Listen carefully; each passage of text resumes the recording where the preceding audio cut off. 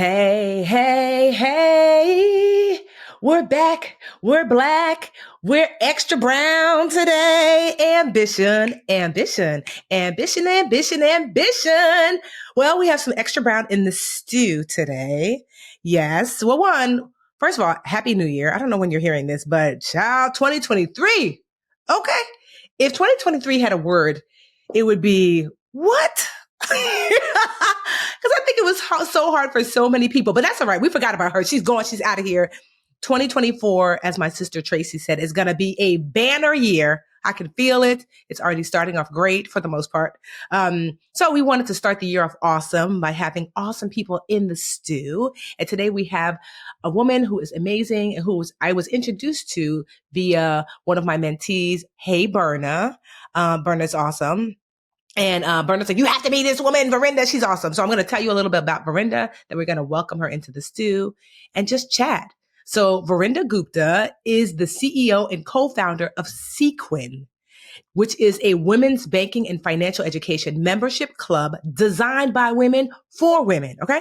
She is a globally recognized credit expert by Forbes, ABC7 News, and FinTech Magazine, who helped launch the popular Chase Sapphire Reserve credit card at Visa Inc. Yes, that was Vrinda. Y'all know I got the Reserve card. The joke is, Vrinda, that I never call it the right name. I'm always like the go get it Chase card, the travel around the world card. So she was the one who helped to launch that. And she received her MBA from Berkeley Haas. Am I saying that right? Vrinda lives in San Francisco, California, and is we love this because, I'm first generation Indian immigrant. Welcome to the studio, Vrinda. I'm so excited. Thank you so much for having me. And I love hearing my bio out of your mouth. You are like my personal hype woman. This is great. Well, one, I've heard to have to say that, honestly, I don't know if you ever heard this, but Nigerians and which I am, first generation, and Indians have so much in common because we too can only be doctors, attorneys, pharmacists, engineers. There's a list of very small, education paths that we are allowed to go down, which is hilarious. And whenever I talk to my Indian friends, kind of of my upbringing, it sounds so similar. Parents were a little extra too strict. Education was most important. Yes. And that there was just this expectation of excellence always. And so so I love that. We're so yes, good welcome company here. Yes, we are. So one, I know that. So tell us a little bit about your background. How did you get here? And then I'd love to learn more about what Sequence is. I'm so excited to talk about my story with you, Tiffany, because I think I have a kindred spirit here. My story begins as a first generation immigrant. My family and I immigrated from India when I was very young, and I saw them navigating the US financial system, and I saw disproportionately my mom having a lot of fear and that there might be gotchas or that she might make a mistake. And my mother is this, like many brown mothers, a very feisty immigrant woman. She is not afraid of anything except for this one realm, which was the financial world. And so ultimately, when there were big financial decisions to be made, my dad would end up making them because my mom didn't feel confident. And I started associating money with power at a very young age. And since then, both my parents really encouraged me to become financially independent and really understand the financial system because, again, money is power. Mm-hmm. And so when I graduated, I actually wanted to get into financial services so I could empower myself and empower my mom and the women and just persons around me with this very important knowledge. And my first job out of college was at Visa. Mm-hmm. And I felt really fortunate to have that position because I was learning so much. I was a product manager. I was building popular credit cards, including the Chase Sapphire Reserve, which I know we talked about yes. for a bit. And it was so fun, working on this project, having so much ownership, and for multiple years working on this huge product launch, which was a big success. And I applied for the card that I'd spent years building, and I got rejected. Wow. Yes. So you applied you built the club and couldn't get in. Exactly, exactly. And, it was this moment where everything in my life had kind of come rushing to me. And it said, okay, well, you are literally in the center of this system, and Hmm. you yourself are unable to get access to really important financial tools. And I just looked around and I said, maybe I could be the one to break this generational kind of issue, especially as women are looking at money and looking at finances and not necessarily feeling as empowered and feeling as confident.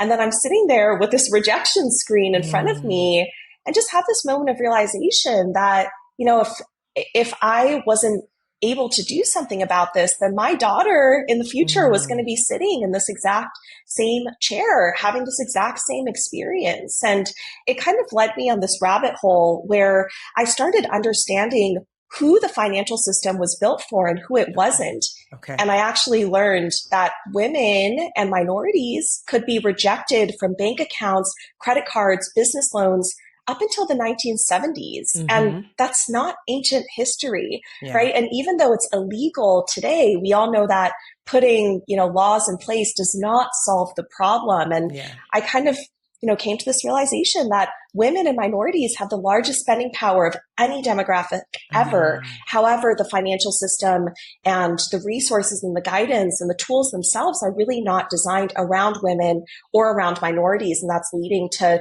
less than optimal outcomes for us. And, that's kind of where my fascination with all of this started. And so when did you leave? Did you leave Chase soon after that? And like, is this what led you to starting Sequins? And what is Sequin? Yeah, absolutely. So I left Visa. I was working on the Chase Like I said, Sapphire Chase, Reserve yes. with Chase. Everybody knows they're laughing because they're like, Tiffany, they know that I'm like, especially Mandy when it comes to the Chase Sapphire Reserve. I'm like the Chase, the run and get on vacation, the I get points to travel card. They know. So the fact that I called it, yes, that is so on brand. Yes. So when you left Visa, Yes, exactly.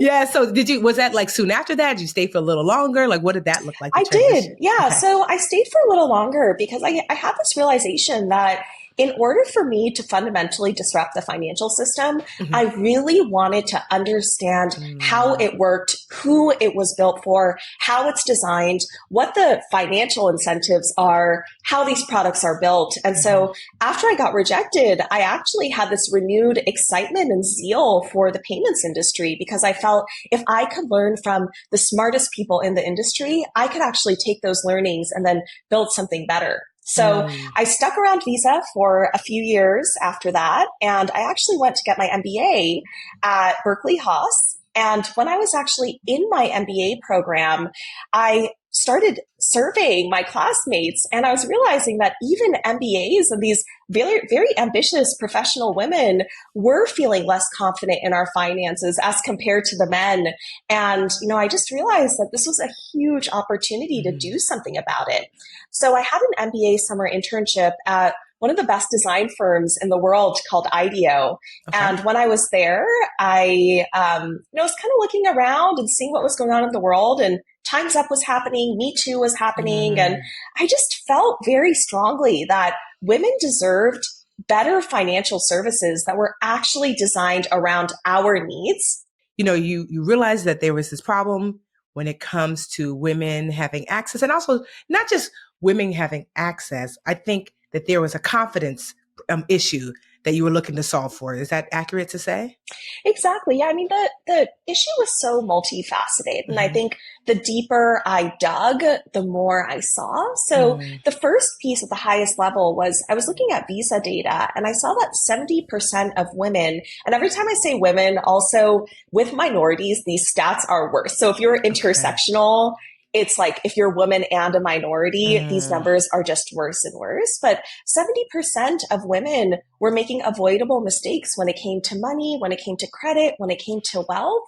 And those mistakes were solvable. It's just because the Mm. financial system was not designed with us in mind, we were also not being taught the same way. Mm-hmm. And the issues start really early, where little boys are twice as likely to receive a lesson on credit and finances by the time we reach high school. And Mm. then banks are spending 33 times advertising to men than they are to women. And thus women aren't having these conversations. And so that does lead to greater, not really understanding how some of these products and services are working. And then on top of that, when you actually look at the products and services themselves, you can see that credit scoring algorithms, for example, are taking into account, okay, the fact that there is a gender wage gap, right? There is a pink tax and that women's lives are costing more. And so, these algorithms are not actually seeing that. And they're just saying, okay, well, we are going to penalize you with some of those factors that, society has put onto us at no fault of our own. And so I started taking all these things, started looking at, okay, of course, a lack of confidence is the result, but also these products were never designed with us in mind. We were never taught. This industry is not designed to center women that look like you and me. So it makes sense that, we might not be engaging with them optimally, or we might not feel confident using them. Well, where did you get the confidence to say, you know what, I have seen the problem and, I have seen the stats and I want to be part of the solution? Because a lot of people, things happen all the time. I might say, I don't like on my street right now where I live, it's kind of a busy street. And I think to myself, oh, there should be a speed bump here, but I just complained about it. But, sometimes there's a thing that makes you say, I'm actually not just going to complain about it. I'm going to do something.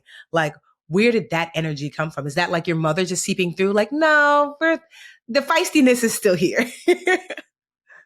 My mother is definitely my inspiration. And, I think, to know me is to know my mother. But I think ultimately, when I looked around, I didn't really see anyone tackling this problem from the way that I really felt fundamentally the financial system needed a redesign. And, the education and the confidence in that component, I started seeing so many women start talking about that, which I thought was just so incredible. And women that look like you and women that look like me having these conversations. And as I mentioned, Time's Up was happening. Me Too was happening. And I just felt like the timing for something like this was right.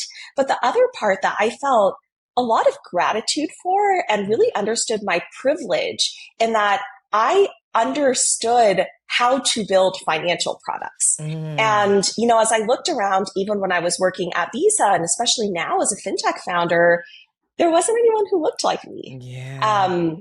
And, just having that experience where I was rejected from the product that I helped create, I don't know anyone else who's had that experience. Still in, my almost a decade in fintech now, I haven't seen that.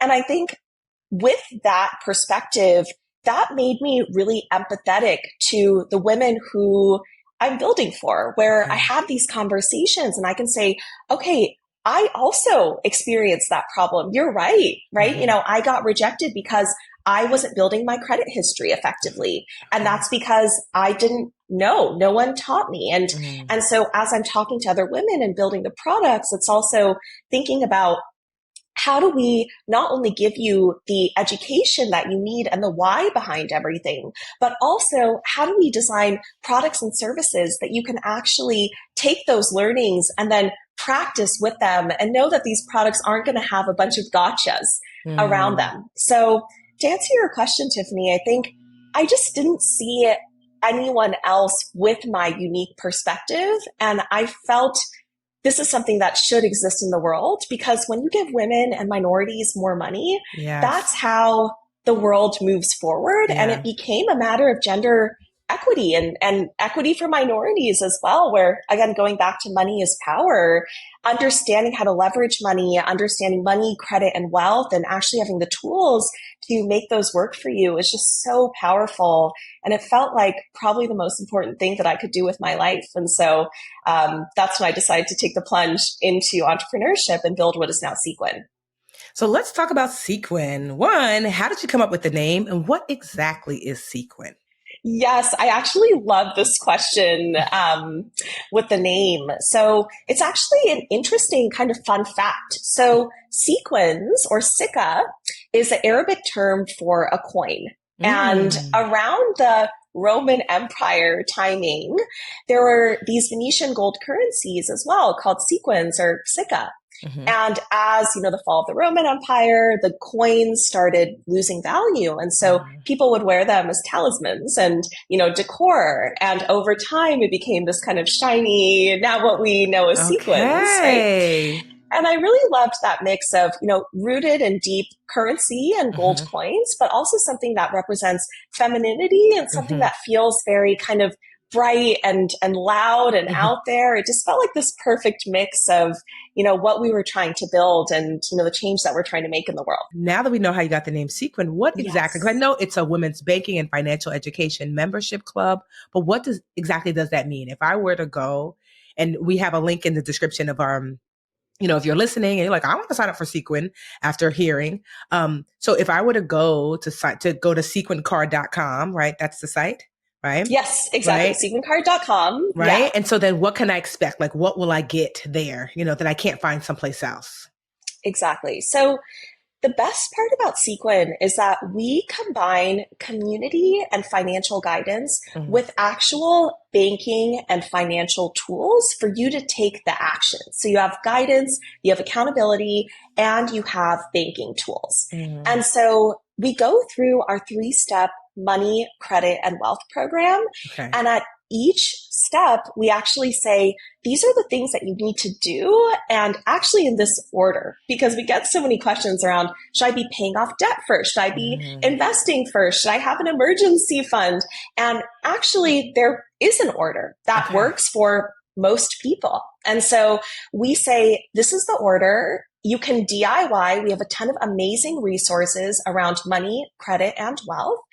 We have workshops if you need accountability, and we do a lot of community work together as well. And then the best part is you get a Sequin high interest checking account and a Sequin debit card that has your own money mantra on it. Oh, I love that. So, and it has Visa. Oh, girl, you lit. Because, sometimes you see these cards, you're like, where did you press this at? Staples? But no, her card, if you're listening and you can't see it, it has the Visa on it. I love that it has your money mantra. That's amazing. Yes, it's great. And it's really neat. So, one of our main products that we'll give you is Sequin high interest checking, which is something that doesn't really exist on the market. And so with high interest checking, it means that your checking account is actually growing every single dollar. And what we hear so much with women is, either I'm not investing, which, we're hoping to change, or I'm not growing my money. And we want every single dollar of yours to grow in your checking account. So your paycheck goes into Sequin. It grows at high interest. The rate's subject to change, but right now it's 3.56% in checking? APY in checking, which is over 50 times what you're going to get with your bank. I'm about to leave. I'm like, I'm at one of these other banks. I'm like, hold on. Is there like a minimum? Look at me for myself. No, I'm like, for the audience. There are no gotchas. So that was one of the things that I felt very strongly about with my experience with my mom was there's a lot of gotchas in the financial world, right? You get a free checking account. And for those of you who can't see me, I'm putting quotes, right? A free checking account. But there's so many gotchas, right? There's overdraft fees, late fees. I always say if you're not paying for a product, you are the product. Yes. And, that's something that we wanted to kiss goodbye to with Sequin, where when you come in, everything is given to you, and we have a monthly or an annual membership. And once you're in, there's nothing.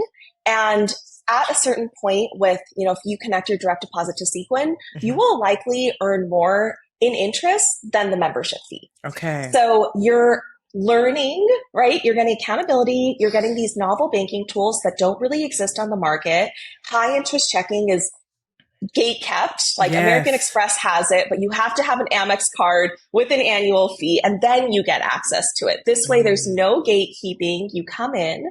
And we also have some other really amazing tools like credit tools where you can build credit, you can pay off debt, all within Sequin, all in one place. Okay. So the idea is you can manage your entire financial life within Sequin. We'll tell you the exact order of things to do. We'll give you resources to actually practice, take action. We'll give you accountability with the community, and we'll give you novel banking tools that do not exist anywhere else really on the market and are definitely not all in one place together. So I love what we're building. And the best part is we want to design a financial system with women and minorities in mind for the first time in history, right? If women could be and minorities could be rejected from, again, bank accounts, business loans, credit cards until the 70s, every single bank out there was not designed with our needs in mind, right? And so we always do feedback sessions. Every single product that we've built and every single feature is actually built by a request from a member of our community. And so we really do listen. And that's why, you know, your reaction, Tiffany, of high interest checking. We heard so many women say like, okay, I do have an investment, but I need money every month and I have a lot of money in my checking account and that should be growing and every single dollar of yours should be growing. And so we're like, enter high interest checking. I love that. So what one currently, so it depends. If you're listening to this podcast 5 years from now, this might not be accurate, but for now, what is the annual fee? And then what, aside from this high interest checking, what else does it get you access to? Yeah, absolutely. So when you join our membership, our monthly right now is $13 a month. Our annual, we're actually doing a promotion. We'll do a promotion with, we'll give you a specific link with Brand Ambition so you can get 40% off. So we'll share that as well, an annual membership. But you get everything. So you get all of the financial guidance that I mentioned. So our Money Credit Wealth program, which includes courses, it includes workshops, it includes DIY resources to help you do things like calculate your emergency fund. It does things like help you figure out the best way to pay off debt. It does things like help you understand the best way to get started investing. And then you also get access to our financial tools, which are high interest checking, right? So you're able to grow every single dollar at insanely high interest and it's totally liquid to you. You get access to all of our credit tools that help you build credit, pay off debt. You literally just connect your credit cards to Sequin and the tool's smart enough to tell you, are you in debt payoff mode or credit building mode? And the best part is all of it is in one place and it's all accessible to you. You're not going to be charged overdraft fees, late fees, penalties. We actually, every time you make a transaction, text you and tell you how much you have left in your account. So you are never going to be overdrafting. You're always aware. So those are kind of small features that we just provide for nervous system regulation. But we're constantly building new features and everything is accessible to you as a Sequin member. Like I have so many questions. I'm like writing. Everybody knows me. They know I have the worst memory. I'm like, I have so many questions. I'm like, okay. So, question. I'm here for it. Yes. Do you have joint accounts available? Like if I not as yet. And actually, you know, it's something that we could consider. But one of the things that we are trying to prevent here is women and minorities are twice as likely to be the authorized or the secondary user on a joint account. And with Sequin, we really want this to be your bank account. Like this is your banking and there's not really anyone else. Like this is you know, and you can manage your financial life. If you want to connect, you know, your partner's credit cards into it, or if you want to kind of use it together, you can, but it really is meant to be an account for you to be able to keep organized and on track. Okay. No, that makes sense. So a second question, do you guys do business accounts yet? Not yet, but we do have so many entrepreneurs in our community, which is really amazing. And for their money mantra, a lot of them will just put their business name and that keeps them really accountable. So it's not a business account, but you can store your business funds in Sequin if you would like.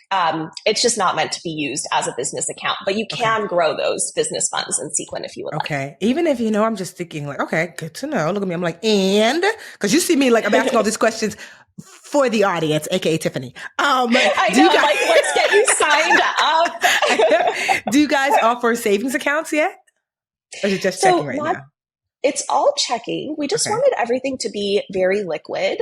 One thing that we are working on, again, community requested, is buckets. And so you can separate out, let's say, your emergency fund, right? We'll Hmm. help you calculate that. We'll do a workshop with you and we'll say, okay, now put that money into Sequin where it's going to grow with high interest. And so we're working on building out our buckets functionality. But for now, it's all kind of in checking. And we Okay. don't like your money to be locked away. We just want you to have access to it. But if you do Okay. need to separate it out, that's where the buckets come Okay. No, I love that. I'm a bucket girl. So in. I know one of the drawbacks of a savings account, which I mean, I obviously love a high yield savings account, but I know that there is like, you can't do more than 6 transfers a month, I believe.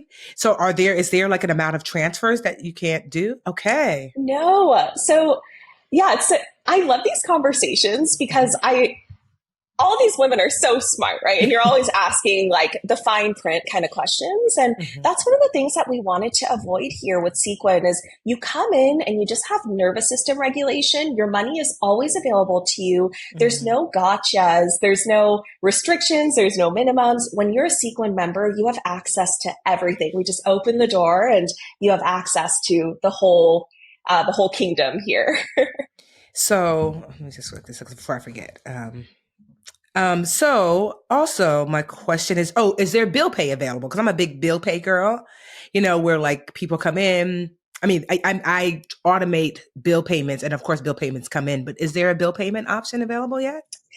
So it's not, you can't send like a check to your, bill pay or anything like that, but you can Hmm. definitely pay your bills from Sequin. And Okay. we have a entire session actually and a bunch of materials around organizing your finances. And Hmm. so much of it is automating, like you mentioned. And so we Yes. actually go through what is that checklist of what you need to do just to, again, reduce that mental load monthly and make sure your bills are paid Hmm. and you're not going to miss payments, etc. So it's not an official bill pay functionality, but you can definitely connect your bills to Sequin. Okay. Um, Trying to think, is there any like financial questions? I'm like, what else? It sounds really awesome. And just for clarity, I just was looking the other day because I overdrafted. Because although I had a bunch of money in one account, I in another joint account that I have with my sister, because to your point, I was helping her. Um, Mm-hmm. my monthly fee is $25, and I get nothing for that $25. Nothing. So No, third, Tiffany, come to I Sequin. know. So for $13 to, so one, it's significantly less than what probably you're paying, quite honestly, if you have a checking account. And then on top of that, you're also earning interest where I'm earning nothing. I mean, this is a big bank. So even in savings, it's point like 0.0001%. But checking, it's like, girl, you tried it. There's nothing here for you. And so, if those of you who are hearing the fee that, for the most part, you are likely paying a fee anyway. I know sometimes, to your point, that bank, like if you have direct deposit, that fee gets waived. So some people take advantage of that. But I love the fact that there's this education component and this community component, which is so right up my alley. So I wanted to shift gears a little bit into, because we have a lot of entrepreneurs here and would love to Yes. get a better understanding of like what the business, like this is me, my curiosity. So Yeah. is this like, when I started the budget Nista, I didn't have any money, and certainly no one was trying to invest. Did you raise money to start Sequin? How was that process as a brown woman? If you did, like, what did that look like? Yes. Oh my gosh, I love this conversation. Yes, so we actually decided to take the venture backed route. Okay. And one thing that was really important for me, and hopefully you can all get the sense as I'm talking, is living our mission end to end. And Mm, that is our investors, that's who works at Sequin, that's who we're serving. But we really care so much about empowering women financially. And part of that is even if you are an investor, having the opportunity to have a huge outcome, right? And mhm. so when I went to fundraise for the first time, first of all, I had no idea what I was doing. I was like me with a pitch deck. And actually, funny story, I walked into a woman who actually ended up investing later on, and you all know her name. Um, but when I walked in, she said, don't you have friends and family who can invest? And I said, I actually don't. Mhm. That's one of the things, right? Where Yes. you hear these stories of entrepreneurs and it's, I got a small loan of $1 million, Yeah. quote unquote, Or right? I did a friends and family round and I got Friends and 300,000. I'm like, family. who has Exactly. 300,000? I know. And it's those types of things. And, to this investor's credit, I said to her, I said, one of the reasons why I want to start this company is to put more money in the hands of women. And I hope that one day I can be that person that someone comes to and says, I have this amazing business idea that's going to change the world. Do you want to invest? And I hope at that point I can say, yes, I have a little bit of money to give to you. But at Mm. this point, as a first generation immigrant, part of it is you don't have generational wealth, right? That Mhm. is the thing. And that's the thing that we are all working towards. And so, going in, I think taking it as a moment to educate and say, this type of thing, right? I do not have extremely wealthy friends and family to be investing, hundreds of thousands of dollars into this. Mhm. But the second piece that was really important to me was having women and women of color on my cap table. Mhm. And it took me longer to fundraise, to find those folks and really test the fit both ways, right? It's not just me saying, oh, I need money to get started on my business, but truly was, are you mission driven? Do you understand the huge opportunity that this is to Mhm. change the world, right? Yeah. It's, putting money in the hands of women, putting the money in the hands of minorities. This is a revolutionary idea. And are you in it for the long haul? And are you in it Mhm. for those ups and downs? And I'm so glad I made that decision to really be intentional about who was on our cap table, because as we have progressed year over year and done additional rounds, almost all of those women have reinvested Oh, into the I love company. that.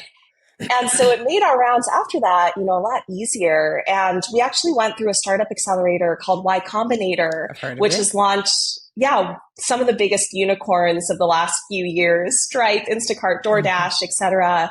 And it's been such an amazing experience to have that mentorship. But it is kind Mhm. of interesting. I am a huge fan of my peers, and they're some of the smartest and kindest people I've ever met, but they don't look like me, right? Yeah. They look like them, The and tip, they yeah. all kind of look Hmm. very similar. They look like who the financial world is designed for. And I think, As Berner would ultimately say, stale, pale, realizing and male. I love that. Yeah, for sure. So I think that, is the superpower, right? Of being able to be empathetic with your community. And even as I do user interviews almost every single day and do money therapy sessions, I'm crying on these calls Oh. with these women, right? Because I see, they tell me the stories about, that them watching their moms growing up. And I'm like, Mm, that was me too. And, them getting rejected from products. I'm like, me too, right? How do we yeah. actually take that feeling and then actually solve it with products and services? So anyway, I digress. Yes, we took the venture backed route, but Okay. having mission driven investors is something that is so important, and is a smart business decision as well, because it's a long journey. And you're in this relationship with your investors for decades. I hope I get to run this company for the rest of my life, and so these people are going to be along with me for the ride. No, I love that. And for those, because there are listeners who are like, "What's a cap table?" I've heard. I mean, Yeah. I've heard. I remember what did, Jay-Z had this great line. Have you heard that line? Like, it's like he said, "Oh, there's this great line where he's like, something at the cap table, what the splits is, something like, and I just love that. Like, he's like integrating like, venture language into like rap and making it. Yes. But anyway, I just like, go y'all Google it. Just say Jay-Z cap Yeah, table. that's It's a awesome. great, Jay-Z has a venture fund too, so that yes. makes So he's very sense. well, but he said he had to learn like it's a different type of thing. So for those people who are listening and not familiar, I love that we get to see it through brown eyes. Like, oh, okay. So yeah, what is a cap table? What does that mean? Yes, absolutely. Yeah. So cap table just stands for capitalization table. And so Okay. when you go to fundraise, you'll say, okay, it's kind of Shark Tank vibes, but a little less, a little less theatrical, I would say. But yeah, so how they say looking for a certain amount of investment to own this portion of my Hmm. company, and I value my company at this amount. And so Hmm. it's basically what percentage ownership based off the amount that they've invested and at what valuation basically your company is. So basically